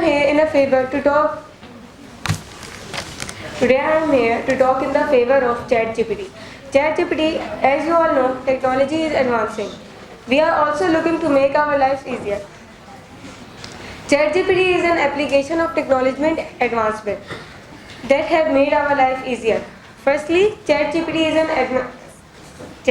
is an artificial intelligence that is designed to understand human language and respond to it.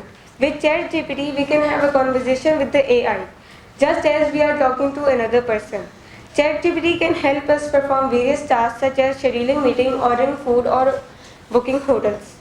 All we need to do is interact with the AI. Secondly, ChatGPT can remember what you have talked about it and can use this information to provide a personalized experience, and it also ensures that we receive the best services. Another person might argue that ChatGPT could lead to job loss, but this is not true. ChatGPT can use to help existing workforce, not to replace it. By taking over repetitive tasks, workers can focus on more complex tasks, which in turn could increase efficiency and productivity. And it depends on you how you are using it. Lastly, ChatGPT is available anytime. This means that it is also available to answer our doubts and questions, which in turn enhances customer service. We get our queries resolved irrespective at the time we are or place we are in. In conclusion, ChatGPT is an incredible technological advancement that provides a personalized, convenient, and efficient way of communication. It provides a platform for communication and provides a platform for existing workspace to focus on more complex. Thank you. Assalamu alaikum. I will talk about the benefits of ChatGPT and how it is good for us. ChatGPT is a powerful and efficient chatbot which it doesn't only answer your questions, it also acts like a human. It explains in a way that a person fully understand. The fact about AI is that AI has just recently passed 2 different papers and scored well. The smart AI can solve MBA and medical paper on time too, but it sometimes make mistakes. That's acceptable. The experts are working on it, and ChatGPT can help you a lot more than you think. This is 24/7 available service. It's easy to check out and response is faster. ChatGPT is not an unusable thing. It can help you if you use it in a proper way. Now I like to tell you the most famous fact about future is that in the future efficiency of ChatGPT and technology will increase. That's why we should use technology and ChatGPT because we are free users. मुझे ना किसी का दिल ना किसी की जान चाहिए, मुझे ना किसी का दिल ना किसी की जान चाहिए, दिल का हाल जो समझ सके वो इंसान चाहिए.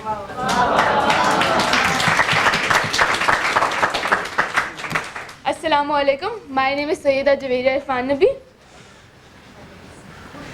Today I will be talking about from chatbot to ChatGPT, human dependency is increased.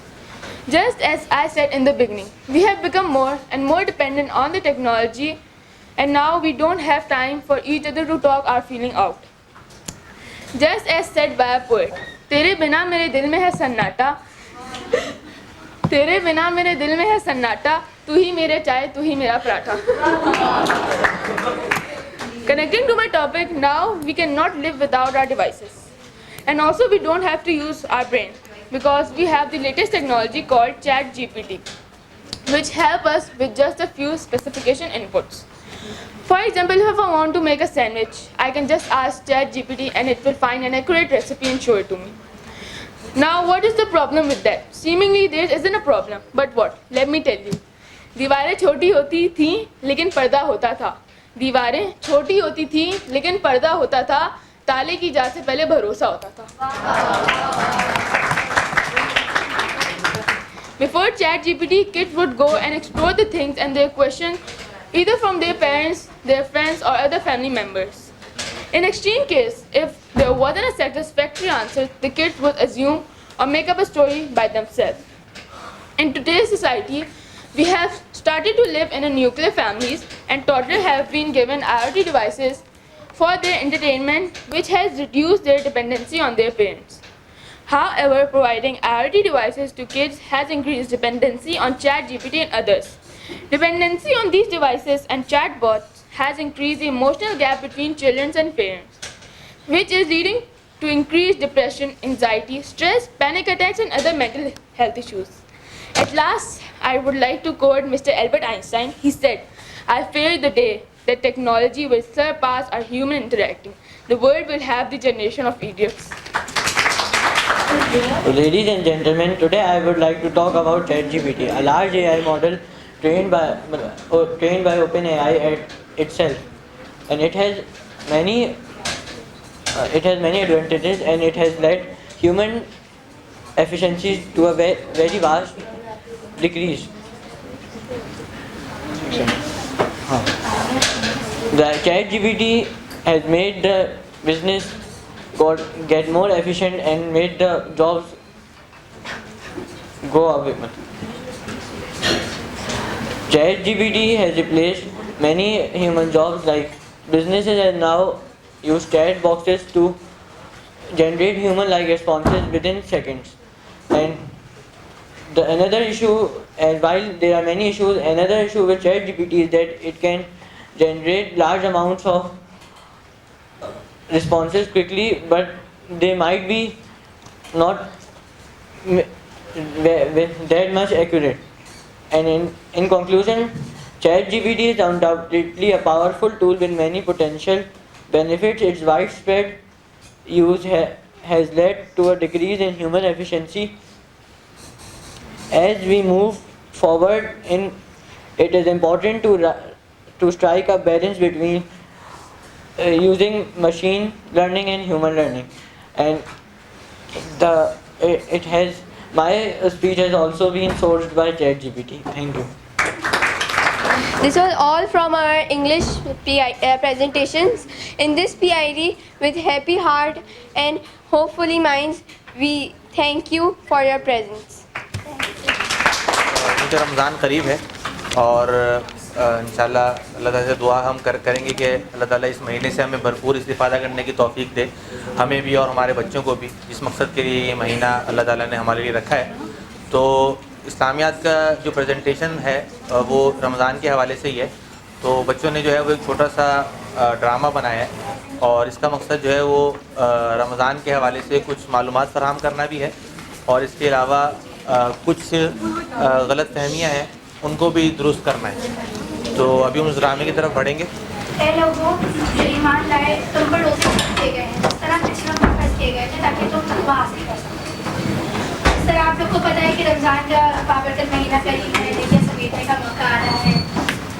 और लेकिन रमज़ान में कुछ चीज़ ऐसी होती है जिससे हम कंफ्यूज रहते हैं, कुछ मसाइल होते हैं, कुछ बातें होती हैं हमारा रोज़ा टूटा या नहीं टूटा, क्या करना चाहिए क्या नहीं, उनको मद्देनज़र रखते हुए और कुछ मालूमात को इकट्ठा करके बच्चों ने एक छोटा सा टैबलो का आइटम बनाया है और हम चाहते हैं कि आप उसको देखें और उस पर अपनी कीमती राय का ध्यान कुल्ली कर रही थी जिस वक्त मेरे हलक से पानी नीचे उतर गया, मैंने जानबूझकर नहीं पिया। और मेहदी हमारे साथ क्या हुआ? दादा अब्बू, आज मैं बहुत थका हुआ था, मैं क्रिकेट खेल के आया और मैं भूला हुआ था कि मेरा रोज़ा, और मैंने फ्रिज खोला और पानी की बोतल निकाली और गटागट पानी पी गया। बच्चों देखो, मेहदी और हानि की सूरत हाल मुख्तलिफ है। मेहदी का रोज़ा नहीं टूटा है मगर हानि का रोज़ा टूट गया है। हैं दादा, ये कैसे हो सकता है? पानी दोनों ने पी लिया था, फिर एक का टूटा और दूसरे का नहीं, ये क्या बात हुई? हमें ज़रा समझाएं। बच्चों, मेहदी भूल गया था कि उसने रोज़ा रखा हुआ है। अगर ऐसे सूरत हाल में अगर कोई कुछ खा पी लेता है तो उसका रोज़ा नहीं टूटता, बल्कि हदीस में आता है कि अगर रोज़ेदार भूल कर कुछ खा पी ले तो उसका रोज़ा नहीं टूटता, बल्कि अल्लाह शख्स को खिला रहा है या अल्लाह की तरफ से उसके लिए एक इकराम है। इसलिए मेहदी को ना एक रोज़ा कज़ा रखना होगा और ना कफ़ारा देना होगा। अलबत्ता हानि को याद था कि उसने रोज़ा रखा हुआ है और वो भूल ही नहीं थी, उससे जाने में गलती हो गई थी। इस सूरत हाल में बहुत से उलमा कहते हैं कि आपका रोज़ा टूट जाता है और एक रोज़ा कज़ा रखना होगा, इसलिए से रमज़ान मुबारक के बाद एक रोज़ा कज़ा रखना होगा मगर कफ़ारा नहीं देना होगा। अभिधान कफ़ारा क्या होता है?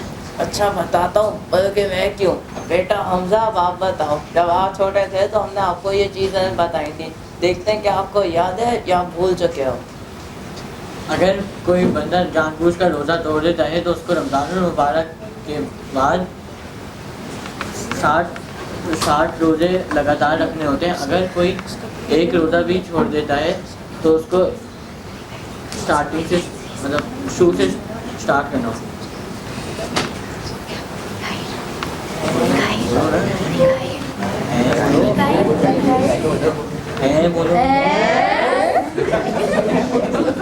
एक रोजा तो नहीं रख सका, 60 कैसे रहेगा?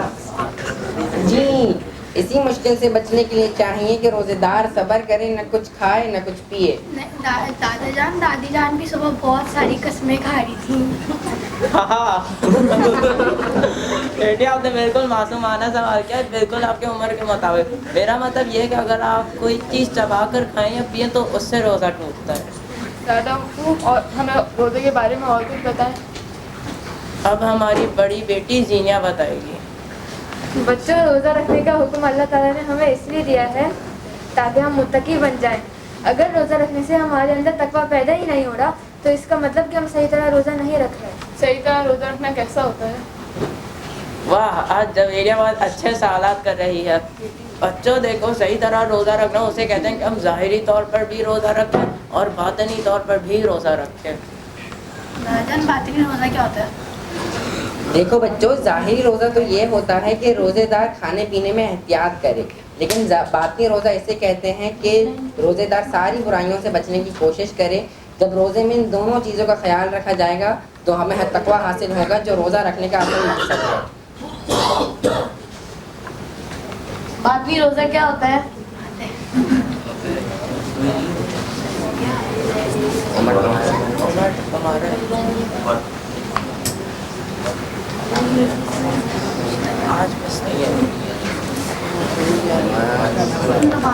हमारी मिस ने बताया था कि हदीस में है कि रोज़ा ढाल है।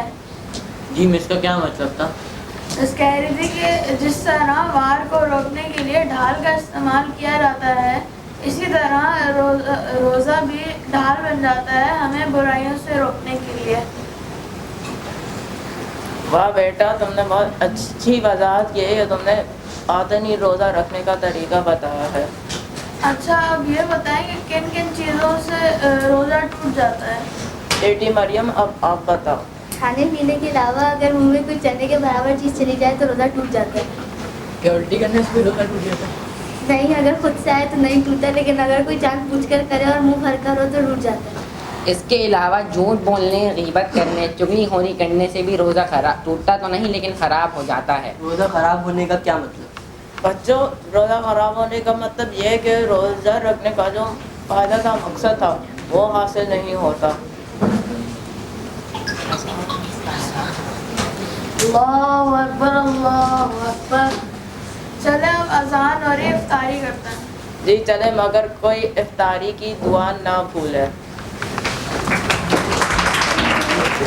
अस्सलाम वालेकुम, बिस्मिल्लाहिर्रहमानिर्रहीम।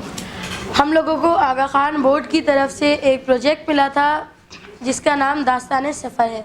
हम लोग दास्तान सफ़र के लिए एक सफ़र पर गए थे। उस सफ़र का नाम जिम्पीर पावर प्लांट है। जिम्पीर पावर प्लांट हम सफ़र के लिए गए थे। हमारे साथ 2 जमातें और थी। हम लोगों ने दास्तान सफ़र हम लोगों ने सफ़र कर लिया। सफ़र से वापसी में बच्चों ने कुछ सफ़रनामे लिखे हैं किताबी शक्ल में, और एक व्लॉग भी बनाया है, वो हम आपके सामने पेश करेंगे। उसको पेश करने आ रहे हैं इब्राहिम अहमद, जैद बिन हारिस और अब्दुल रहमान, और व्लॉग पेश करने आएंगी सुकून फातिमा। शुक्रिया। मुझे मेरे साथी तलबा को आगा खान बोर्ड की तरफ से एक प्रोजेक्ट मिला था जिसका नाम दास्तान सफ़र है। आपको बताऊंगा कि सफ़रनामा क्या होता है। जब हम किसी भी जगह का सफ़र या सैर करते हैं तो हम चाहते हैं कि उस जगह का सफ़र हम उन लोगों के अंदर पहुंचाएं जो कि वहाँ पे नहीं आए हैं। तो हम अपने सफ़र को एक किताबी शक्ल देते हैं जिसे सफ़रनामा कहा जाता है।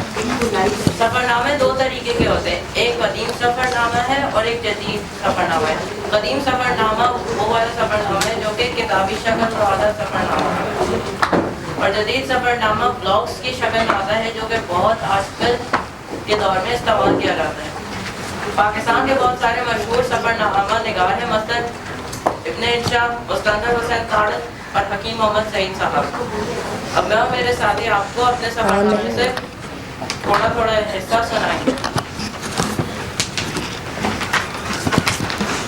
मैं और मेरे साथी स्कूल से सुबह 9 बजे निकले। हम बहुत खुश थे कि हम एक मॉडल टरबाइन पावर प्लांट जा रहे हैं। हम कायदा के मज़ार से गुजरे जो कि शारे कायदीन पर है।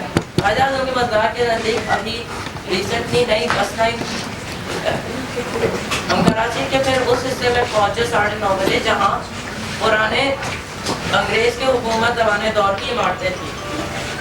10 बजे हम कराची के सीवेज बोर्ड और पाक अरब तेल रिफाइनरी से गुजरे। 10:15 बजे हम कराची से बाहर निकले और कराची से हैदराबाद मोटरवे पर पहुँचे। यहाँ बहुत सारी कंपनीज और सिग्नल टावर्स हैं। मोटरवे पर जगह बिल्कुल शहर जैसी लगती है, जो कि मैं आगे बताऊँगा। यहाँ बहुत सारी इंडस्ट्रीज हैं और कंपनीज जैसे Rahman steel, Tipu steel, Faizan steel. हम 11 बजे बहरिया टाउन से गुजरे। 10:30 बजे तक मैंने 3 तेल की इंडस्ट्रीज, 2 स्टील की इंडस्ट्रीज और 4 सीवेज बोर्ड देखे थे। कराची में जो सीलिंग पाइप्स का इस्तेमाल किया जाता है उनकी भी उसकी भी इंडस्ट्री यहाँ कराची से हैदराबाद मोटरवे पर है। फिर 1040 पर हम एक तेल और गैस की कंपनी से गुजरे जहाँ तेल और गैस को अलग किया जाता है। इस मोटरवे के बराबर में एक तेल की फील्ड है जहाँ से तेल को निकाला जाता है। 11:15 बजे तक मैंने 5 नए इलाके देखे थे जो कि आने वाले सालों में बहुत बड़े शहर बन जाएंगे। हम फिर फर्टिलाइजर की इंडस्ट्री से गुजरे जहाँ से फिर बाहर के मुल्कों को मसलन चाइना USA को फर्टिलाइजर मिलता है। हमारा आगे का मंजिल नूरियाबाद की तरफ था। वहाँ पे एक स्कूल था जहाँ से 1 से 5 तक के बच्चे मौजूद थे। इनसे कुछ देर हमने बात की थी, फिर उसके बाद हमने उनकी बात मतलब जो वैन हमें बात याद आई थी कि हमने वैन पे उनके लिए कार्ड बनाए। हमने वो कार्ड उनको बांटे, फिर उनको थोड़े घूम किए, फिर हम वहाँ से निकले जिम्पीर पावर प्लांट पहुँचे। उसी के रास्ते में हमें विंड व्हील भी बहुत सारी दिखी और फिर हम एक कमरे पे पहुँचे जहाँ पे उसको मीटिंग रूम कहा जाता है। वहाँ पहुँच के हमें एक मीटिंग रूम में बिठा दिया। उन्होंने हमें विंड मिल्स के बारे में बताया। उन्होंने हमें बताया कि विंड मिल्स की लंबाई 80 फुट होती है और चौड़ाई 50 फुट। उन्होंने हमें ये भी कंप्यूटर में दिखाया कि अगर विंड मिल सही चल रही हो तो नीली लाइट जलती है, अगर कोई मसला पेश आ जाए तो लाल निशान दिखा के रुक जाती है। उन्होंने हमें ये भी बताया कि अगर कोई इमरजेंसी पेश आए तो आपने कोने वाले कमरे में जमा हो जाना है। उन्होंने हमें जब कैमरे में विंड मिल को जूम करके दिखाया तो हमें पता चला विंड मिल हवा से बिजली बनाने के काम आती है। हमने उसके बाद विंड मिल के मुतालिक सवाल किए। उन्होंने हमें बहुत अच्छे से उसके जवाब दिए। जब हम बहुत थक गए तो वो हमें डाइनिंग टेबल में ले गए। उन्होंने हमारे लिए बिरयानी लेकर आए। खाने के बाद सब ने वज़ू किया और नमाज़ पढ़ी। नमाज़ पढ़ के हमने एक कतार बनाई और अपनी अपनी बसों में जाके बैठ गए।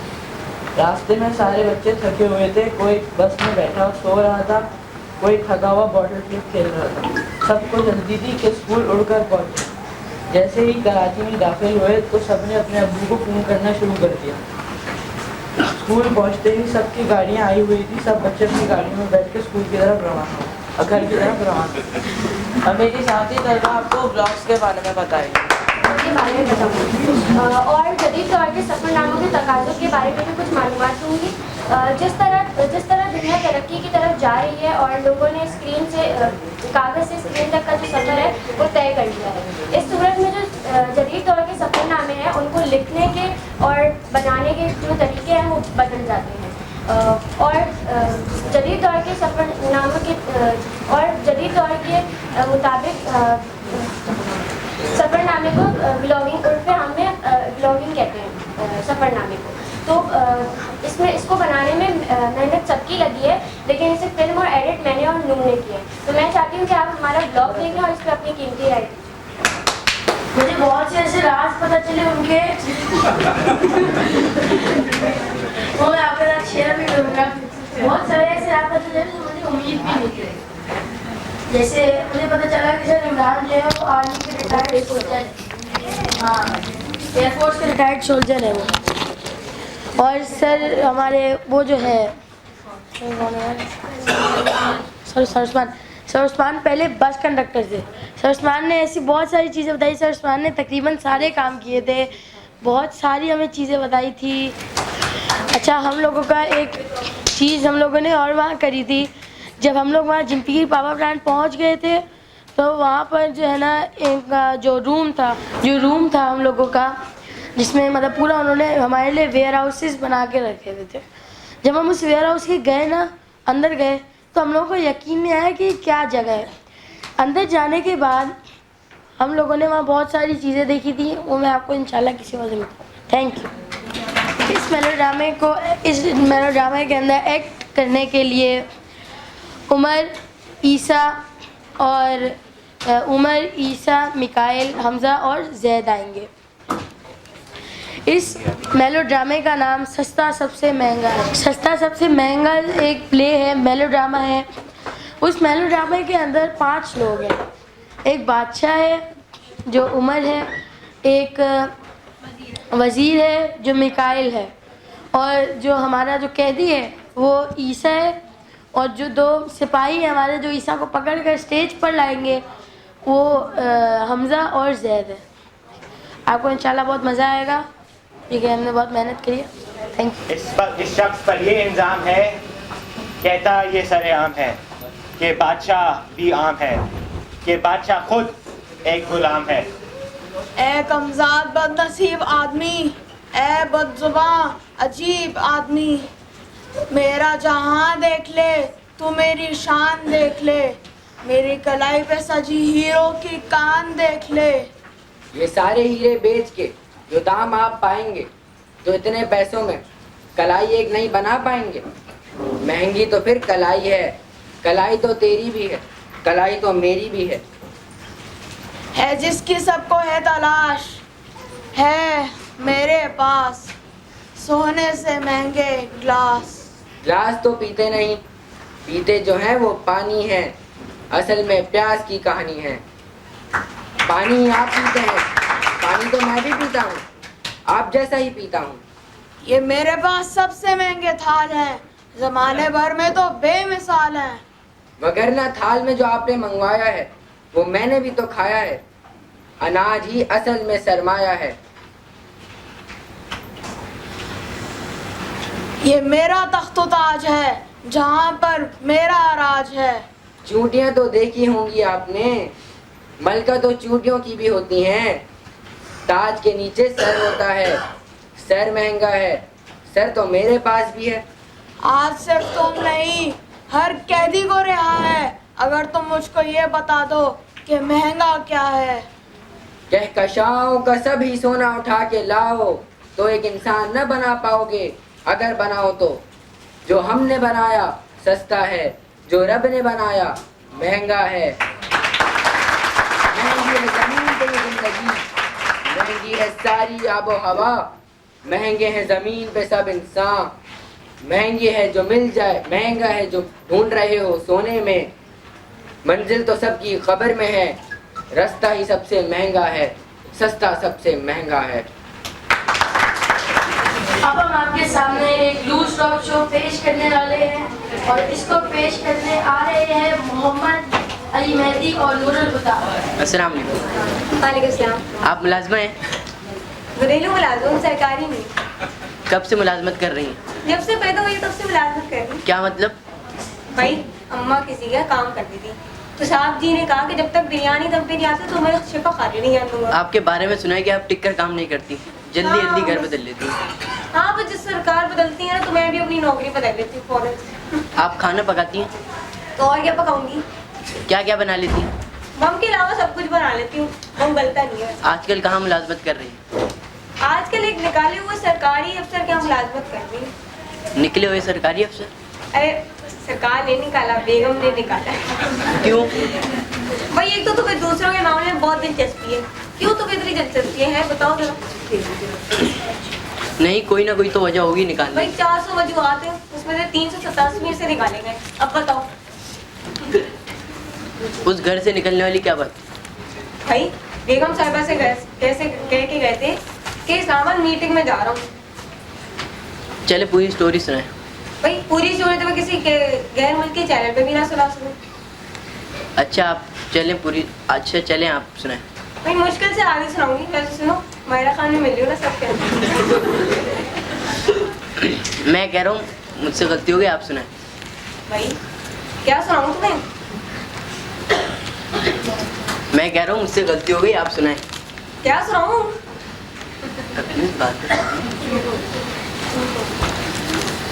तो भाई आप कह रही थी कि आपसे चूक हो गई। भाई तो तुम्हें बिल्कुल भी तमीज नहीं किसी से बात करनी। जब कोई स्टोरी सुना तो बीच में नहीं बोलते, और चूके तो मुझसे बहुत सी हो चुकी है। कौन सी चूके सुनाऊं तुम्हें?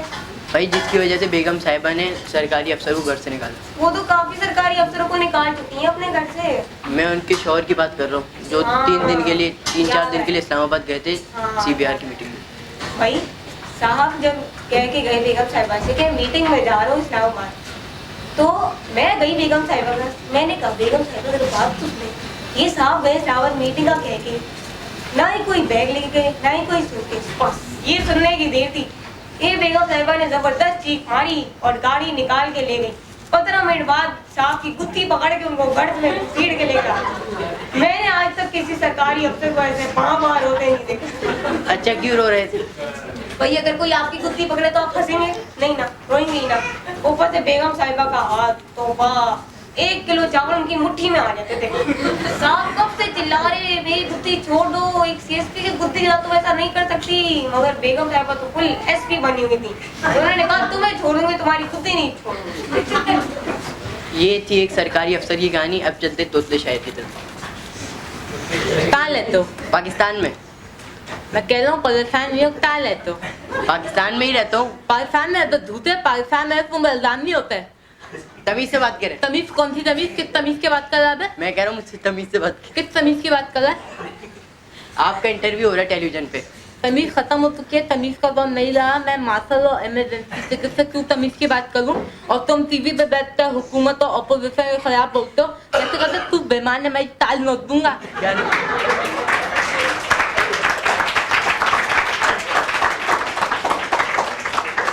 क्या नोच दूंगा? ताल ताल ताल नहीं समझते ये। आप क्या करते हैं? मैं क्या करता हूँ? मैं उकरू बैठ कर। क्या बैठ के? मैं उकरू बैठ कर मुस्लिम काफ कर दुआ करता हूँ। समझ नहीं आया क्या बैठ के? मैं उकरू बैठ कर मुस्लिम काफ कर दुआ करता हूँ। उखड़ू बैठ के मुस्लिम काफ के लिए दुआ करते हैं। आप उखड़ू बैठ के मुस्लिम काफ के लिए क्यों दुआ करते हैं? मेरे अब्बा कहते हैं तकलीफ में दुआ कबूल होती है, तकलीफ में दुआ कबूल होती है। जरा बैठ के दिखाए कैसे बैठते हैं। ऐसा बैठते हैं।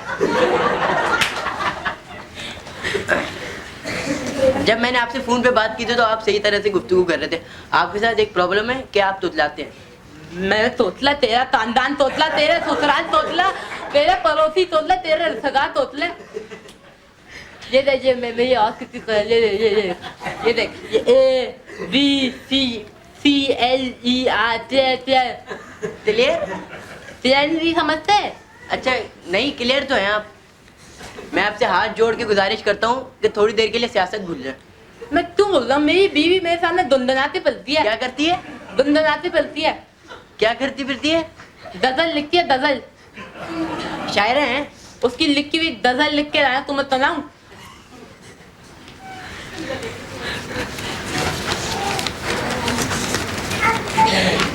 बली बली मेरी सुल्तान नजर आती है, बदली मेरी सरकार नजर आती है, बली बली मेरी सुल्तान नजर आती है, तख्त पर पली सलवार नजर आती है। हर तरफ गन थी उनमें सी से अफगन भी, हर तरफ गन थी उनमें सी से अफगन भी, अब हर आँख हाथ में तलवार नजर आती है। बली बली मेरी सुल्तान नजर आती है। ताकते वास्ते थी आसान बहुत मोतज़े, ताकते वास्ते बहुत आसान थी मोतज़े, पिछले 6 रोज से हर खाद नजर आती है। इश्तिहार टीवी पर आते हैं तरक्की तहबत, इश्तिहार टीवी पर आते हैं तरक्की है बहुत, ये तरक्की हमें बेकार नजर आती है। बदी बदी मेरी सरकार नजर आती है। हर वजी अपनी बड़ी कार में आता था नजर, हर वजी अपनी बड़ी कार में आता था नजर, और वही कार भी फटकार नजर आती है। बदी बदी मेरी सुल्तान नजर आती है। क्या नजर आती है? बदी बदी मेरी सुल्तान नजर आती है, तख्त पर मेरी सलवार नजर आती है। ये आपकी बीवी ने लिखी है गजल? वैसे तुमने बीवी की गजल की तारीफ नहीं की। शायरी अच्छी है मगर ये अभी एक ख्वाब है। तो आपसे याद आया, एक बैंड का इश्तिहार देखा था। किसका? बैंड था, बैंड तितल। अच्छा क्रिकेटर तितल यूनुस खान, एक इश्तिहार आया था, उसमें क्या था, मैं बैंड का हिस्सा हूँ। मैंने फोन किया बैंक वालों को, मैंने कहा भाई कौन सा हिस्सा है, मैं कौन सा हिस्सा है, आज तक जवाब नहीं आया, थक गया हूँ पूछ के। मैं आपसे गुजारिश करता हूँ इस प्रोग्राम को खत्म होने में 10 मिनट बल्कि 7 मिनट रह गए, ईद पे बात करें। मैं ईद पे बात, सुप्रीम कोर्ट ने बड़े बड़े लोगों के फार्म हाउस पकड़ लिए और तुम मुझे क्या ईद पे बात करें? मुझे अखबार में आया था कि उस जगह पे बड़े लोगों ने वहाँ पे फार्म हाउस खरीदे, वहाँ पे घर बना दी फार्मिंग के लिए खरीदे, और वहाँ पे बेडरूम में तद्दू उग रहे हैं और ड्राइंग रूम में टमाटर उग रहे हैं। तद्दू क्या होते हैं? तद्दू नहीं समझते? बेडरूम में तद्दू, ड्राइंग रूम में टमाटर, और नाम रखेंगे भिंडी विलास। आपको ये किसने कहा? किसी ने नहीं कहा। 3-4 दिन बाद 6 अफगान भी उगाएंगे। प्रोग्राम खत्म होने में 3 मिनट रह गए। 3 मिनट लगा, मैं क्या करूं? ईद पे बात करें। मैं ईद पे बात नहीं करूंगा। तुमने भी बीवी की गजल की तारीफ नहीं की। मैंने जब देखी ही नहीं गजल तो मैं कैसे बता सकता हूँ कैसी? ये नजर नहीं आ रही तो ये देख। अच्छा गजल। तू क्या देखना चाह रहा है? बकवास खत्म हो गई। दुफ्तुदू खत्म। ये माइक से बेहतर है कि मैं ऐसी बात आप सब लोगों से करूं। मैं जब आता हूँ यहाँ पे इस प्रोग्राम के यहाँ पे, मेरा बेटा इसी स्कूल में पढ़ता है और जिस वक्त आता हूँ मुझे लगता है कि मैंने कितना अच्छा डिसीजन लिया था कि अपने बच्चे को मैंने इस स्कूल के अंदर दाखिल किया। मैं हर दफ़ा एक स्टोरी बयान करता हूँ, स्टोरी में आप लोगों को बयान करना चाह रहा हूँ। और स्टोरी ये है कि जब बेटा मेरा 5 साल का था तो एक सोशल प्रेशर था कि स्कूल में दाखिल करना है। एक सोशल प्रेशर हमारे ऊपर भी था। मैंने ये फैसला किया था कि उसको स्कूल में दाखिल नहीं करूँ, और वो इसलिए किया था मैंने कि स्कूल के अंदर पढ़ाई से मोहब्बत और जो लोगों की शौक होता है उसको किल कर दिया जाता है हमारे कन्वेंशनल स्कूल्स के अंदर। लेकिन सडनली एक जगह डॉक्टर इरफान हैदर से मेरी मुलाकात हुई, हमारे अच्छे पुराने दोस्ती थी उनसे। उन्होंने कहा कि मेरे स्कूल है उसमें तुम आ जाओ, देखो यू कैन लाइक दैट। और आप यकीन करें 5 साल की उम्र में मैंने अपने बेटे को यहाँ पे दाखिल किया था। और उसके बाद मैं आपको अपनी पर्सनल स्टोरी ये बता रहा हूँ कि आज तक उसको मेरे 8 साल स्कूल हो गए, कोई दिन ऐसा नहीं होता कि स्कूल जाने से वो कभी मना करे या कभी हमें ये परेशानी हो कि उसको स्कूल भेजना हमारे लिए कोई प्रॉब्लम हो जाए। ये कभी ऐसा नहीं हुआ। हर रोजाना हर दिन उसकी ख्वाहिश होती है कि वो खुद उठे और स्कूल चले जाए। अभी पिछले दिनों उसका कोई पेपर था, एक IKMC का था, तो उसकी अम्मी के किसी रिश्तेदार का इंतकाल हो गया तो उन्होंने कहा सुबह से स्कूल नहीं भेजेंगे। 11-10 बजे उसकी परेशानी शुरू हुई और यहाँ से स्कूल से उसका फ़ोन आया तो सबसे पहले वो भागा और उसने रक्षी वालों को बुलाया, बैठा और स्कूल के अंदर he was running towards that. ये वो चीज़ है कि जो कि बच्चों को पूरे हमारा जो कन्वेंशनल सिस्टम है, मैं हमेशा एग्जाम्पल देता हूँ कि 10 साल मैं स्कूल गया, मुझे एक दिन स्कूल जाने का दिल नहीं चाहता था। मुझे आज तक याद है कि जब मैं 8वीं या 7वीं क्लास में था तो एक मस्तूरी सैयारा था जो गिरने वाला था और हर वक्त सोचते थे कि पता नहीं कब गिरने वाले, और हम लोग ये दुआ करते थे कि ये सैयारा हमारे स्कूल पे गिर जाए ताकि स्कूल बंद हो जाए और हमें स्कूल न जाना पड़े। और पता नहीं हमारी दुआ कबूल नहीं हुई, वो सैयारा ऑस्ट्रेलिया में कहीं गिर गया जाए। लेकिन ये मैं बताना चाह रहा हूँ कि जो आज मैं इन बच्चों को देखता हूँ और उनकी स्पॉन्टेनियस जो उनकी जो काम करते हैं और स्पॉन्टेनियस जो चीज़ें वो कर रहे हैं, ये चीज़ें यकीन करें कहीं नहीं मिलती। और मैं आप लोगों को मुबारकबाद पेश करता हूँ कि आप जो काम कर रहे हैं और जिस स्ट्रक्चर को, जिस एजुकेशन सिस्टम को आप लोग प्रमोट कर रहे हैं, यहाँ पे अपने बच्चों के साथ उनके साथ एसोसिएट करके उनको यहाँ पे भेज के, और ये जो नॉलेज से मोहब्बत है और जो पढ़ाई से मोहब्बत है और जो इंफॉर्मेशन गैदरिंग से जो मोहब्बत पैदा हो रही है, वो इंफॉर्मेशन गैदरिंग हम तसव्वुर कर। मुझे अभी मैं बात कर रहा था, हमारी कौन सी बेटी थी जो वहाँ पे उसने जो मैथमेटिकल इक्वेशंस की वो बात कर रही थी, और उसने मुझे एक हमारे भाई भी वहाँ मौजूद थे, हम डिस्कस कर रहे थे, और उसने एक एल्गोरिथम उन्होंने बनाया हुआ था और उसको वो डिस्कस कर रहे थे कि अगर 5 अंडे एक डब्बे में होंगे तो 2 अंडों में कितने 2 डब्बों में कितने अंडे होंगे, और they were just doing like this. यही वो एल्गोरिथम्स है जिसके बेसिस के ऊपर पूरी आर्टिफिशियल इंटेलिजेंस पर बेस कर रही है। और मैं हैरान ये हो रहा था, मैं आपको सच बताऊं कि मैं लोगों को एक्सप्लेन करना कोशिश करता था कि एल्गोरिथम होता क्या है, और मैं कभी उसको एक्सप्लेन नहीं कर पा रहा था। आज मुझे समझ में आ गया कि ये एल्गोरिथम के बेसिस क्या और किस तरह ये बनते हैं। ये चीज़ जो है ना, हम किसी और जगह हासिल नहीं कर सकते। मैं इंफॉर्मेशन को हासिल करने के, मैं आपको अपने बेटे की मैं एग्जाम्पल इसलिए दे रहा हूँ क्योंकि मैं अपने बेटे को ज़्यादा जानता हूँ। अगर आपकी बेटियों को या आपके बेटे को मुझसे नहीं जानता, मैं अपने बेटे को जानता हूँ, तो आप मुझे समझ में नहीं आता कि वो ऐसी ऐसी चीज़ें लेकर आता है और उसके उससे डिस्कस करता है कि मुझे नहीं पता होता ये कहाँ से लेकर आए हैं, किधर से उसने इसको डिस्कस कर रहा है, where he is coming from. मुझे आज तक याद है कि एक दफ़ा आज से कोई 3-4 साल पहले जब थोड़ा छोटा था, तो एक बात के ऊपर हम डिस्कस कर रहे थे गाड़ी में बैठ के, तो मैंने अपना पॉइंट ऑफ व्यू बयान किया, उसने अपना पॉइंट ऑफ व्यू बयान किया। तो मैंने कहा कि मैंने फलानी जगह उस पर पढ़ा था। वो कहने लगा अद्दू, मुझे अब्बू पे अद्दू कहता है, अद्दू आपकी उम्र ज़्यादा होगी, आपने पहले पढ़ा होगा ये, लेकिन अब जो है ना ये कुछ और हो चुका है, तो probably you have to update your knowledge.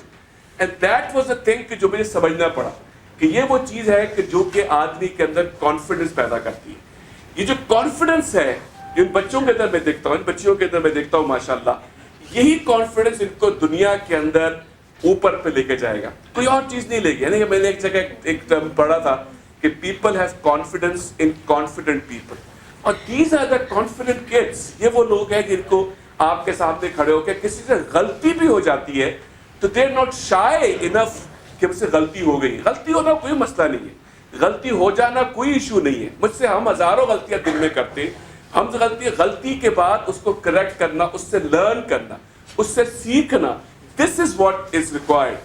मैं एक जगह, एक आप तो जरूर देखा होगा, मैं एक वीडियो देख रहा था, एक टीचर ने अपने कुछ बड़े बच्चों से जो वालिदैन थे बच्चों के, उनसे सवाल किया, और उन्होंने सवाल किया कि क्या आपको याद है कि आपके 6ठी क्लास में कितने नंबर आए थे, या आपके 7वीं क्लास में कितने नंबर आए थे, या आपके 10वीं क्लास में। मुझे तो याद है क्योंकि मेरे बहुत कम नंबर आए थे, लेकिन जिनके ज्यादा नंबर आए होते वो भी भूल जाते कि नंबर किसके आए थे।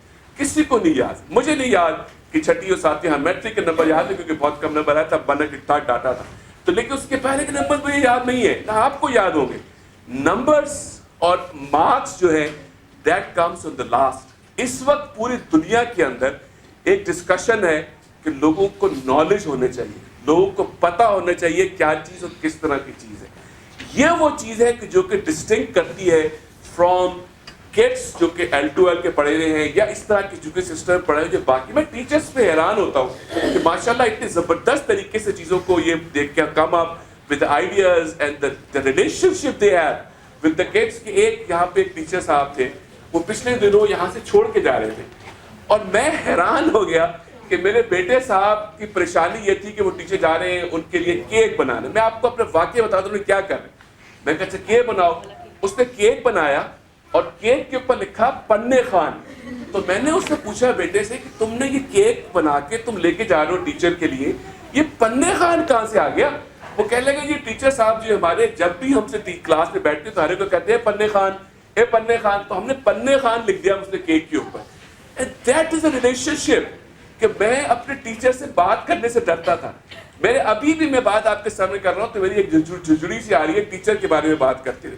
लेकिन ये रिलेशनशिप जो टीचर और स्टूडेंट के दरमियान है मैंने जिंदगी में नहीं देखी अपनी, और यही चीज है जो कि इनको बच्चों को बिल्ड करेगी, यही चीज है जो इनको कॉन्फिडेंस बनाएगी। मैं आपको अगर मैं अपनी एग्जांपल दूं, मैं आपको सच कह रहा हूं, मैं पढ़ाई में बहुत खराब था। I was very bad student. मैं 3rd डिवीजन आई थी बीकॉम के, तो बेयरली पास हुआ था। मैं एजुकेशन और टेनिस खेलता था, इसकी बुनियाद के ऊपर मैं आगे चलता गया। लेकिन उसके बाद जब मैं मास्टर्स में गया और कुछ ऐसे लोगों से वास्ता पड़ा कि जो कि जिंदगी की चीजों को बताने वाले थे, उन्होंने ये बताया कि you have to love yourself and you have to love कि आपको उस चीज को मोहब्बत होनी पड़ेगी जिससे आप जिस चीज को हासिल कर रहे हैं, जो नॉलेज आप हासिल कर रहे हैं। जब वो चीज करनी शुरू की तो पता लगा कि दुनिया बड़ी मुख्तलिफ है। वो दुनिया जिसके अंदर मुझे डर लगता था अपने स्कूल और कॉलेज में जाते हुए, वही पढ़ाई मेरे लिए जबरदस्त एक चीज बननी शुरू हो गई, और फिर चीजें अचीवमेंट्स आने शुरू होगी, चीजें तब्दील होना शुरू होगी। आज यू आर लकी पेरेंट्स कि आपके जितने बच्चे हैं वो ऐसी जगह मौजूद हैं कि जिनको अभी से अपने एजुकेशन से, अपनी नॉलेज से इतनी मोहब्बत है कि they want to learn more. और मैं आपको यकीन करें, ये चीज मैंने नहीं देखी पाकिस्तान में किसी और जगह के ऊपर इस तरह। यू आर वेरी, वो कहते हैं ना कि सितारे होते हैं, और आप सारे पेरेंट्स जिन्हें सितारों के मानद हैं क्योंकि आप ऐसे बच्चों को प्रमोट कर रहे हैं। देखिए जो चीजें प्रेजेंट कर रहे थे यहाँ पे, या जो चीजें बता रहे थे, यानी कि जो मॉडल था एंटरप्रेन्योरशिप का, मैंने ये चीज यहाँ पे PF कीट के अंदर मैंने काफी कोशिश से पढ़ाने की कोशिश की है। वहां पे हमने यानी कि मास्टर्स के स्टूडेंट को जाके बताया था कि एंटरप्रेन्योर बनते किस तरह आइडिया को प्रमोट करते, किस तरह अपनी कंपनी को फॉर्म करते, किस तरह उसको आगे लेके जाते। आज मैंने क्या 14 साल और 15 साल के बच्चे जो है यहाँ पे बैठ के आइडियाज को प्रमोट कर रहे हैं और उसको आगे लेके जा रहे हैं। If they are becoming entrepreneurs right now, तो look where these people will go. तो माशाल्लाह wonderful program. Teachers के लिए hats off to all these teachers what they do. Hats off. और hats off to all these students. और मैं finally बात करूं कि hats off to you all you people sitting here, wonderful parents, wonderful exercise. यकीन करिए सारा भी कह रही थी ना कि बच्चे इंतजार करते हैं आपके, तो मुझे आज तक याद है, आज से 2-3 PID पहले मैं बेटे के साथ यहाँ पे आया तो एक बच्चा था, वो सो वरीड, वो बाहर जाता था अंदर आता था, बाहर जाता था अंदर आता था, उसकी अजीब कैफियत हो रही थी। तो मैं उसको पकड़ लिया, मैं हंसले के क्लास में कोई बच्चा था, मैंने कहा बेटा क्या हुआ? कहने लगा 8:30 का टाइम था, 8:45 बज गया और मेरी अम्मी अब्बू नहीं आए अभी तक, मैं क्या करूं, मैं किस तरह करूं? उसकी परेशानी तो मैंने I have to go and say okay fine, मैं कहा यार मैं हो तो नहीं सकता लेकिन let's treat me as your papa अब्बा या अब्बू व्हाटएवर यू से। नहीं अम्मी अब्बू को आना चाहिए था। देखिए this is what is people like, कि हम उनको देखें, उनकी तारीफ करें, उनको बताएं बच्चों को कि we love them, your the work is a wonderful work. अगर हम ये बताना शुरू करेंगे बच्चों को तो बच्चों के अंदर जो कॉन्फिडेंस आता है उसका आप तसव्वुर नहीं कर सकते। मैं एक जगह पढ़ रहा था और वो ये कह रहे थे, एक साहब ने एक बात मेरे साथ कही कि अगर आप बच्चों को सिर्फ ये कहना शुरू कर देना कि you are my champion, you are the one I am looking for, तो बच्चे people like to hear this thing. यदि मैं सच कह रहा हूँ, मेरी जिंदगी में सुनता चाहता था कि मेरा अब्बा मुझे कहे यार यू आर द वन, और यही मेरी अम्मा जब मेरी अम्मी है वो ये कहे। मेरा ये ख्याल है कि you people are doing a wonderful job, तो इसको keep it up, keep going through this. इस तरह हम करते जाएंगे तो आप यकीन करें कि जो हम ब्रीड यहाँ पे इस वक्त हम पैदा कर रहे हैं और जो लेके चल रहे हैं, they will be among the top people in the society. मैं आपसे आखिर में फिर ये बात करूंगा, don't look at the marks, look at what these people are basically learning. जो चीज ये प्रेजेंट कर रहे हैं, जो चीज की नॉलेज से जो इनकी मोहब्बत है, जो चीज ये हासिल करना चाह रहे हैं, जो डिजायर, एक लफ्ज बच्ची ने प्रेजेंटेशन कर रही थी, at the desire to love, this basically ये वो चीज होती है जो आपको आगे लेके जाती है। तो अल्लाह ताला आप सब लोगों को खुश रखे, जबरदस्त काम की। एक बार ताली बजाएं अपने लिए, जोर से।